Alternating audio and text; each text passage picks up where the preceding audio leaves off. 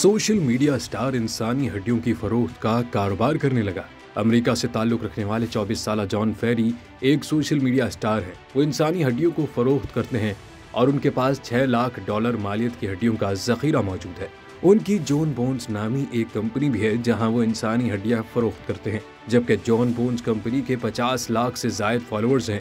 उनका कहना है कि वो हड्डियों को इसलिए जमा और फरोख्त करते हैं ताकि वो लोगों को हड्डियों के पीछे की साइंस के बारे में आगाह कर सकें।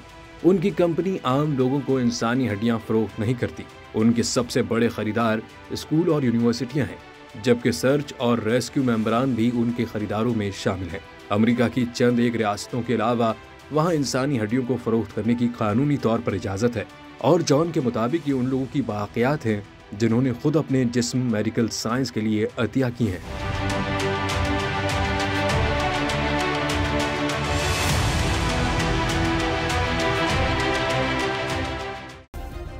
सब्सक्राइब करें और बेल दबाएं ताकि कोई खबर रह न जाए।